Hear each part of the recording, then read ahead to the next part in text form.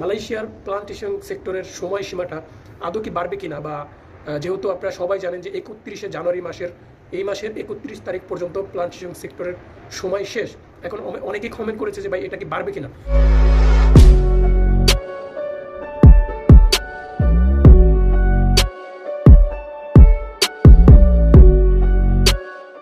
আসসালামু আলাইকুম, আশা করি সকলেই ভালো আছেন। আমি আপনাদের দোয়ায় ভালো আছি এবং সুস্থ আছি।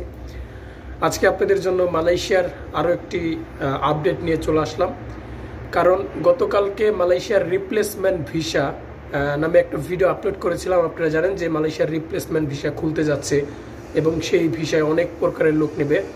তো এই ভিডিওটা অনেক মানুষ দেখছে আলহামদুলিল্লাহ।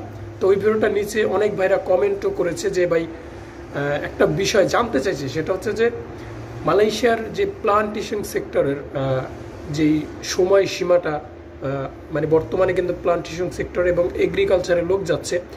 তো ওই সময়সীমাটা অনেকেই জানে, অনেকেই জানে না, এবং অনেকেই বলতেছে যে ভাই মানে কতদিন পর্যন্ত থাকবে। তো এখানে দেখেন যে মিরাজ মালিক ভাই তিনি বলেছেন যে ভাই মালয়েশিয়ার প্লান্টেশন সেক্টরের সময় কি বাড়বে। তো আজকে আমি কথা বলতে যেটা নিয়ে আসছি আর কি ভিডিওতে, সেটা হচ্ছে যে মালয়েশিয়ার প্লান্টেশন সেক্টরের সময়সীমাটা আদৌ কি বাড়বে কিনা, বা যেহেতু আপনারা সবাই জানেন যে 31শে জানুয়ারি এই মাসের 31 তারিখ পর্যন্ত প্লান্টেশন সেক্টরের সময় শেষ। এখন অনেকেই কমেন্ট করেছে যে ভাই এটা কি বাড়বে কিনা। তো আজকে এই প্রশ্নটার উত্তর দিতে আমি চলে আসলাম। ভিডিওটি ধৈর্য সহকারে দেখার অনুরোধ করলাম। তো বরাবরের মতো আপনাদের কাছে রিকোয়েস্ট, আমার এই ছোট ভাই হিসাবে আমার কে ডেঞ্জার ইউটিউব চ্যানেলটি অবশ্যই সাবস্ক্রাইব করে আমার সাথে দেখবেন। তো বন্ধুরা, যে বিষয়টা সেটা হচ্ছে যে আমরা জানি যে গত অক্টোবর মাসে প্লান্টেশন সেক্টর এবং এগ্রিকালচারের লোক নেওয়ার ঘোষণা দেয়, সেটা হচ্ছে রেকর্ডিং এজেন্সির মাধ্যমে। আর অন্য কোনো এজেন্সির মাধ্যমে কিন্তু লোক নেওয়া মানে যেতে না করছে, কারণ সেটা হচ্ছে অবৈধভাবে হবে, যে কোনো দালালের মাধ্যমে যেতে হবে।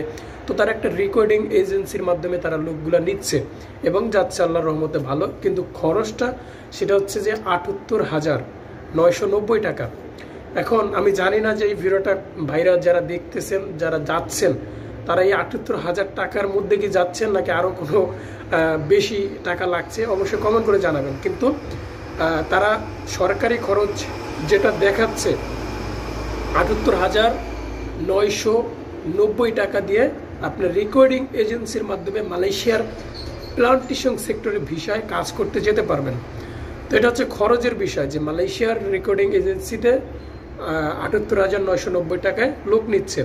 এখন এই লোকের যাওয়ার শেষ সময়টা কবে এবং কতদিন পর্যন্ত তারা যেতে পারবে, সেটা হচ্ছে জানুয়ারি মাসের 31 তারিখ পর্যন্ত প্লান্টেশন সেক্টরের সময় শেষ।